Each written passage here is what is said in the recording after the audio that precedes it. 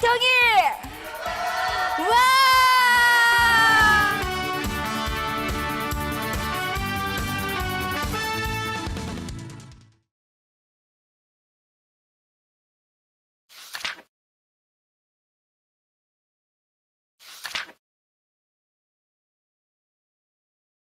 안녕하세요. 이승만 역사교실의 양멜입니다.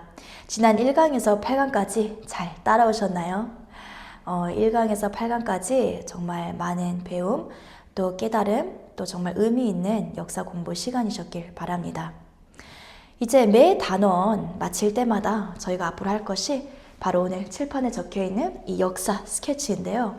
역사 스케치라는 아이디어는요, 제가 대학을 다닐 때 이 학기말 고사 이제 시험을 준비할 때 그동안 배운 내용이 너무나도 방대하고 너무나도 양이 많아서 이거를 어떻게 더 짧은 시간 안에 내가 효율적으로 외울 수 있을까라고 해서 처음에는 내가 배운 모든 내용을 훑지만 마지막 주에 가서는 그냥 A4 용지 하나를 가지고 내가 그동안 매 과마다, 매 강의마다 배웠던 내용을 그냥 제 방식, 나만의 방식으로 도표를 그려가면서 그림을 그려가면서 점을 찍어가면서 정리를 했던 습관이 있었습니다.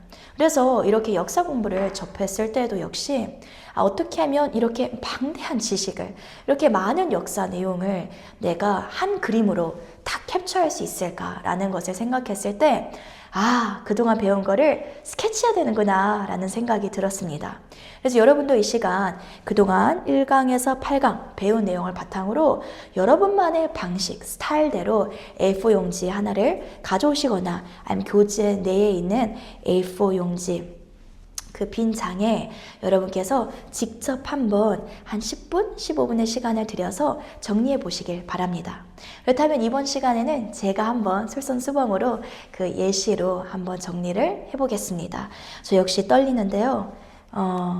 한번 최선을 다해 보도록 하겠습니다.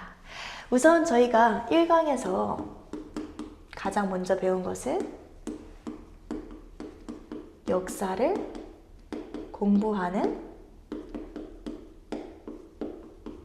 이유였습니다. 우리가 역사를 공부하는 이유는 물론 이제 역사 인식으로부터 애국심이 파생된다라는 점을 저희가 함께 살펴보았는데요. 또 역사를 공부할 때 역사를 올바르게 기억하는 민족은 과거에도 현재에도 미래에도 전부 승리한다고 말을 했습니다. 그래서 역사를 아는 것은 무엇보다도 중요하고요. 특히나 오늘날 대한민국 현대사의 무관심과 또 왜곡된 전수, 이 두 가지 위기가 찾아왔는데요. 그래서 더더욱 저 여러분이 책임감을 가지고 올바른 역사 인식을 다시 회복하고 또 올바른 역사를 전수하는 데 앞장서 주시길 부탁드립니다.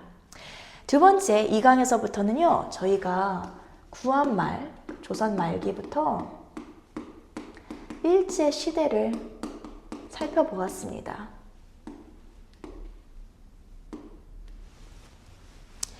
이 강에서 살핀 내용은 일본의 나라를 빼앗긴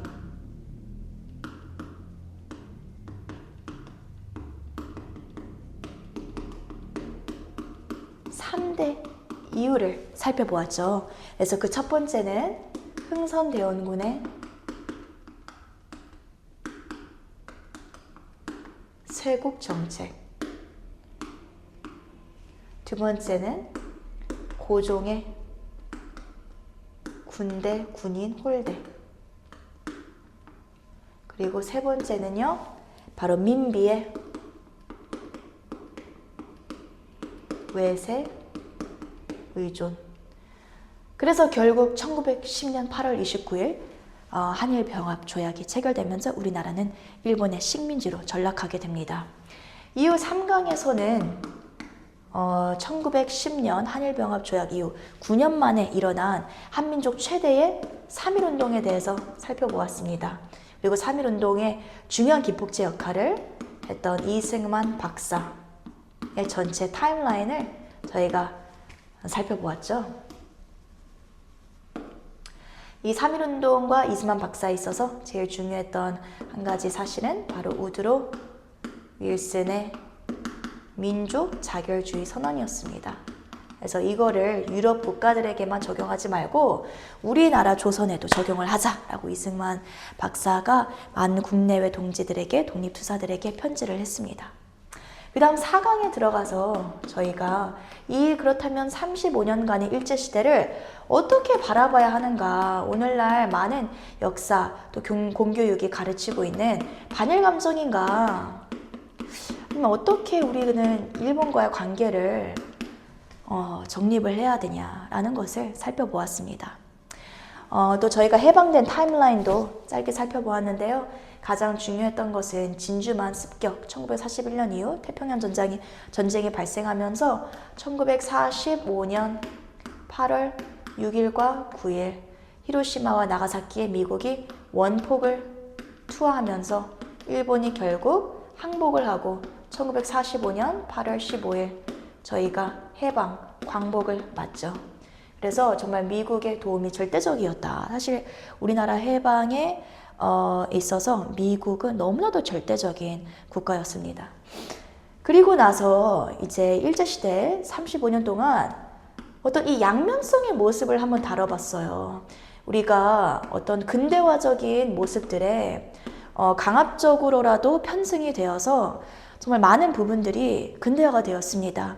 뭐 평균 수명, 인구도 증가하고 또 통신망, 교통망도 확충이 되고 또 교육의 기회도 모든 사람들에게 더 공평하게 제공이 되고 뭐 이런 식으로 여러 가지 모습에 있어서 뭐 경제 성장도 하고 근대화 모습들이 있었습니다.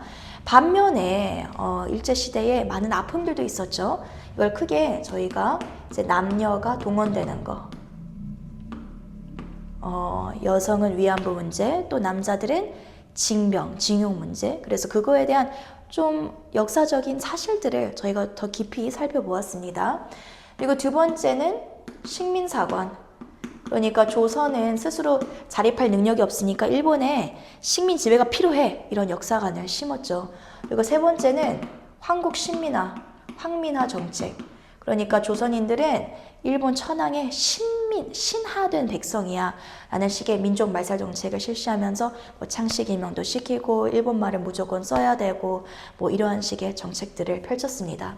그래서 우리는 이 양면성, 플러스와 마이너스의 문제를 양쪽의 이 두 가지 모습들을 봤을 때 결론은 뭐냐 하면 우리는 있는 것은 그대로 받아들이면서 인정할 건 인정하고 또 비판할 건 비판하지만 또 어떻게 생각해 보면 이 아픔들은 누구를 탓해야 되냐 이 말입니다.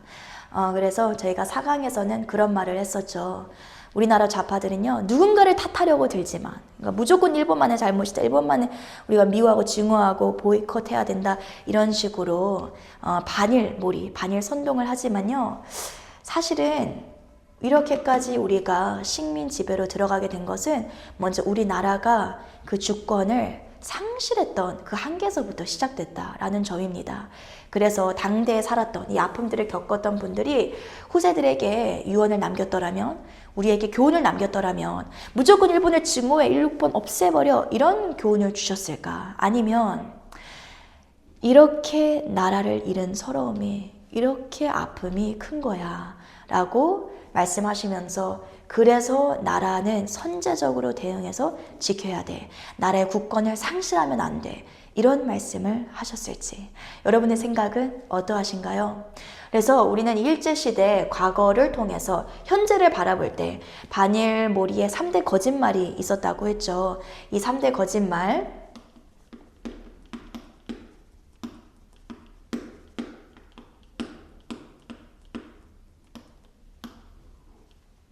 첫 번째, 강제성을 인정하지 않았다 라는 것과 사과를 하지 않았다, 그리고 마지막 배상을 하지 않았다, 이런 말들이 들렸을 때 지금 역사 스케치를 하고 계시는 여러분이라면 바로바로 반박이 나와야 합니다. 강제성 인정하지 않았냐 했을 때 1993년 고노다마를 했죠. 물론 당시 그건 역사적 근거라기보다는 그 사회적인 분위기에 따라서 이 담화를 하긴 했습니다. 그 다음에 사과에 대해서는 일본의 총리들이 여러 차례 사과를 했죠. 식민 지배에 대해서. 그런데 한국인들만 유독 모르는 이유가 우리나라 언론이 이를 보도하지 않기 때문입니다. 그리고 마지막 배상은요, 1965년 한일기본조약에 따른 8억 달러, 무려 8억 달러. 그게 당시 우리나라 GDP의 25%의 규모가 되는 자금이었는데요. 이 대일 청구권 자금으로 우리가 포항제철 또 경부고속도로를 저희가 세워가는데 정말 기반을 마련할 수 있었습니다. 또 1993년 아시아 여성 평화기금 역시 이에 대한 배상의 차원에서 일본이 우리나라에게 주었습니다. 물론 아픔은 완전히 배상될 수는 없지만 이 배상받은 돈으로 우리나라가 경제 성장을 하는 데 있어서 발전을 하는 데 있어서 중요한 경제적 기반을 마련한 것은 역사적 사실입니다. 그래서 미래에 있어서 그렇다면 이 반일몰이의 끝은 결국 왜 하느냐 했을 때 한미일 동맹이 걸려있기 때문이다 라고 말을 했습니다. 오늘날의 우리나라 좌파들은요, 이 한미일 동맹을 파기하려고 하죠. 그렇지만 우리나라는 더 이상 견제해야 될 나라는 일본이 아니라 우리나라와 육지로 맞닿고 있는 북한, 또 중국, 그리고 러시아의 공산 국가들입니다. 일본은 첫 번째, 헌법상 우리에 대한 선제적인 공격을 할 수가 없고요. 두 번째, 일본은 군사적으로 한미일 동맹에 있어서 우리에게 필수적인 나라입니다. 그리고 세 번째, 일본은 공산주의를 견제할 수 있는 구도에 들어가 있는 동맹국이기 때문입니다. 그래서 일제시대 반일인가 친일인가 우리는 과거의 교훈을 양면성을 인정하면서 현재의 거짓들을 반박할 때 정말 우리나라의 미래에 있어서 중요한 이 한미일 동맹을 건강한 시각으로 지켜낼 수 있습니다. 그 다음에 5강으로 넘어와서는요, 저희가 지금 막 기억을 저도 더듬고 있는데요. 북쪽에서 일어난 일들을 살펴보았죠. 그래서 이 타임라인은 이제 해방 직후, 해방 이후의 일들을 북쪽에서 또 남쪽에서 국제적으로 이렇게 세 가지로 살펴보았습니다. 5강의 제목, 북쪽에서 일어난 일, 바로 소련과 북노당 김일성이었죠. 그래서 소련이 이렇게 태평양 전쟁에 참전하게 된 것은 얄타 회담에서 약속을 했었기 때문이에요. 독일이 항복한 뒤 3개월 후에 우리가 태평양 전쟁에 참전할 것이다. 조금 재정비할 수 있는 시간을 달라라고 해서 실제로 독일이 5월 9일 항복하자 3개월 뒤인 8월 9일 날 태평양 전쟁에 참전을 합니다. 그때 당시에 미국은 일본 본토에서 이제 히로시마 나가사키의 원자폭탄을 투하하면서 그런 시기에 있었고요. 미국은 다 일본에 거의 있었습니다. 그래서 미국이 소련에게 부탁한 것은 그러면 너희는 한반도 이북 지역에 아직 무장해제되지 않은 70에서 100만 명의 관동군, 일본군을 무장해제 시켜달라라고 부탁을 합니다. 그런데 이때 소련이 첫 번째, 놀라운 속도로 소련의 남하 속도, 놀라운 속도로 남하를 하죠. 그래서 당시 실제로 무장해제가 그 정도의 100만 명의 그 규모면요, 몇 달이 걸려도 부족하거든요. 그런데 고작 얼마 만에 끝냈죠? 일주일 만에 끝내버립니다. 그래서 그것을 본 미국이 이랬다가는 진짜 남한까지 다 점령당하겠다 해서 그은 선이 바로 38선입니다. 이 때문에 오늘날까지 우리나라 좌파들은 남북분단의 원인을 미국에게 책임 전가를 하는데요. 역으로 우린 이런 질문을 던져야 됩니다. 냉정하게. 미국이 만약 저 38선을 긋지 않았더라면 지금 일본에 있던 미군이 과연 이렇게 빠른 속도로 남하하는 소련군보다 더 빠른 속도로 남한뿐만 아니라 이북 지역까지 다 차지할 수 있었을까? 이건 현실적으로 불가능했습니다. 그러니까 당시 이 38선을 그을 때도 미국 입장에서는 이 38선도 너무 높은 기준의 선이야. 너무 많이 갔어. 이것도 사실 우린 힘들어. 그렇지만 그 38선을 그었습니다. 그래서 만약 38선을 이때 미국이 긋지 않았더라면 오늘날의 대한민국은 없지 않았을까? 역사에 만약은 없지만 이 정도로 우리는 합리적으로 한번 역으로 생각해 볼 필요는 있다고 생각이 듭니다. 그 다음 두 번째, 이렇게 소련이 결국에는 남북 분단의 원인은 미국이 아니라 이 38선은 소련의 이 남하 또 점령을 저지하기 위한 방어선으로 그었지 남북 분단을 애초부터 분단시키려고 한 것이 아니다. 남북 분단의 원인은 소련이었다. 두 번째, 북한은 그런 저희가 분명한 사실을 짚고 넘어갔죠. 1946년 2월부터 사실상의 단독 정부를 이미 수립했다는 거예요. 그런데 오늘날의 좌파들은 무려 이 사실상의 정부를 수립한 4개월 뒤의 일이었던 이승만의 정읍 발언을 두고 남북 분단의 원인을 이승만에게 돌려요.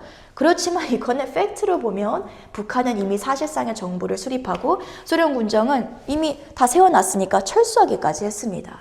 그러니까 결론은 뭐다? 남북 분단의 원인은 누구에게 있다? 미국과 이승만이 아니라 소련과 북한에게 있다라는 것을 5강에서 살펴보았습니다. 그 다음 6강으로 넘어가 이제는 남쪽으로 내려와서 남쪽에서 일어난 일을 살펴보았는데요. 바로 남한 공산주의의 시작이었던 이 남노당의 박헌영에 대해서 살펴보았습니다. 이 남조선 노동당, 남노당의 전신은요, 1925년 박헌영이가 조선공산당을 세우면서 시작이 됩니다.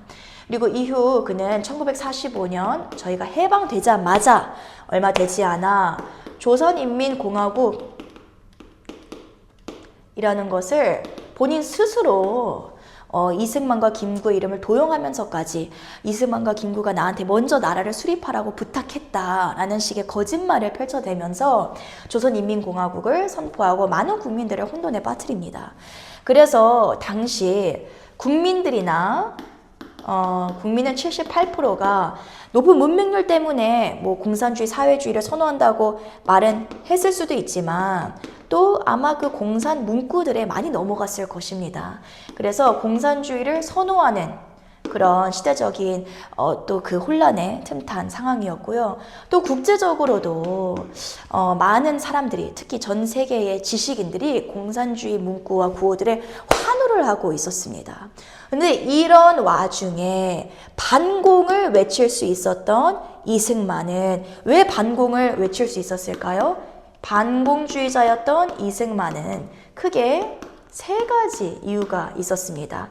첫 번째, 그는 독실한 기독교인이었고요. 두 번째, 그는 미국에 유학을 간 경험이 있고요. 세 번째, 그는 소련을 직접 방문하면서 그 처참한 실체를 알게 되었습니다. 또 이미 알았지만 확인할 수 있었습니다.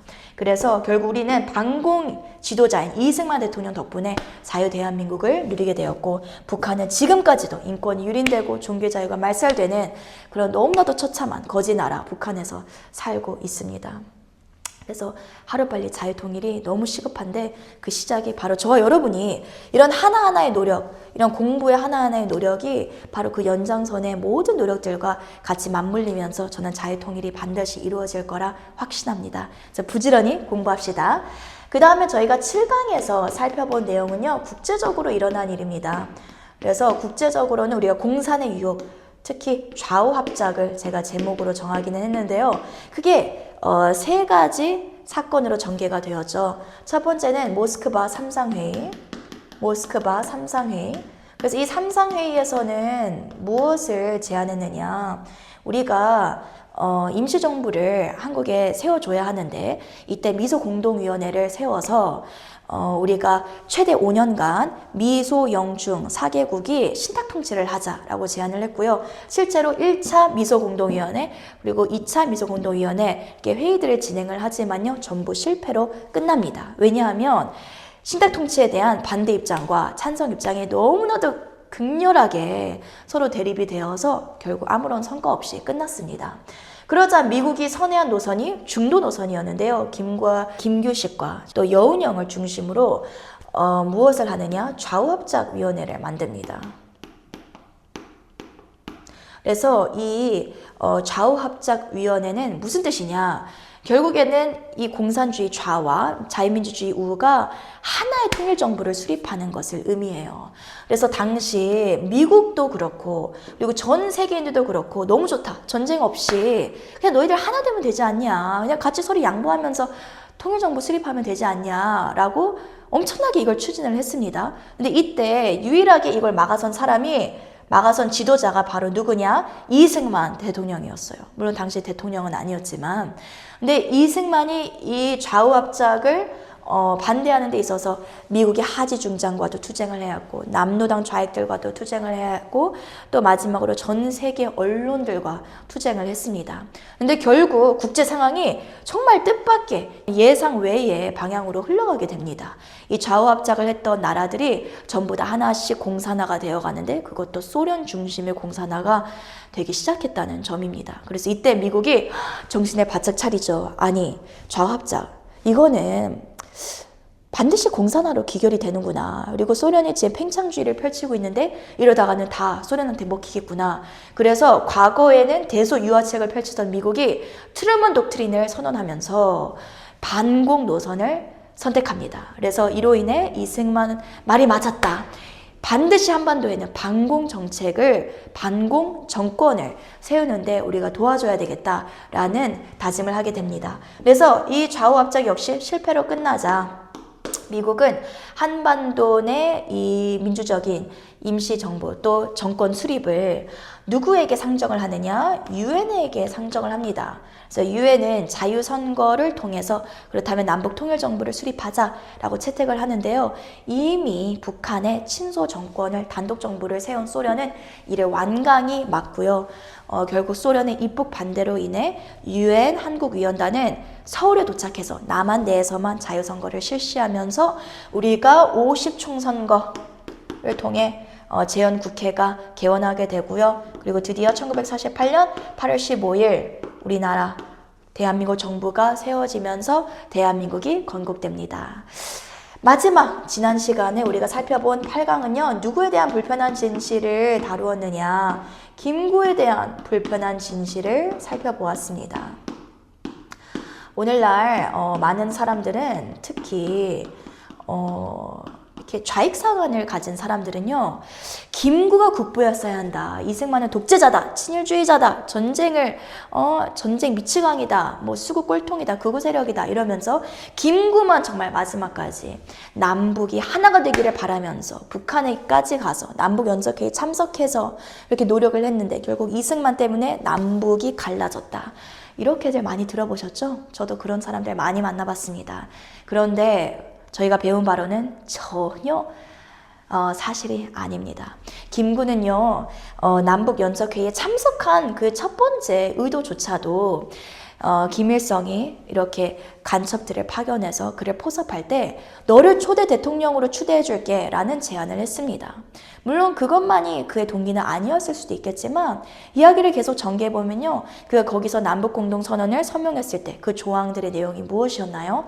50총선거 반대, 미군 철수시키자, 그리고 단독정부, 남한의 정권이 세워지는 것에 반대하자라는 내용들이었습니다. 그리고 그는 위험한 공사와의 대화, 사실 이것이 김구의 진의를 살펴보는데 가장 중요한데요. 첫 번째, 저희가 나눴죠. 지도자로서 자질이 부족했고, 두 번째, 그는 공산주의자들과 손을 잡은 인물이었습니다. 근데 그걸 보여주는 게 유어만의 비망록인데요. 그 비망록을 살펴보면요. 김구는 평양에 다녀온 뒤 곧 있으면 북한 인민군이 쳐들어올 거 그리고 반드시 전쟁이 터질 것을 알고 있었고 확신하고 있었던 상태에서 남한에 돌아와서 무엇을 펼쳤죠? 50총선거 무효운동과 미군 철수 운동을 펼쳤습니다. 그렇다면 그는 정말 대한민국이 건국된 과정에서 국부로 불릴 자격이 있는 사람인가요? 물론 그가 일제시대 때 많은 독립운동을 펼치고 다양한 활동을 한 것은 사실이지만 대한민국이 건국되는 과정에 있어서는 그는 오히려 대한민국 전 국민을 위협에 빠뜨린 사람이기도 합니다. 그래서 그는 지도자로서도 자질이 부족하고 공산주의자들과 손을 잡고 마지막으로는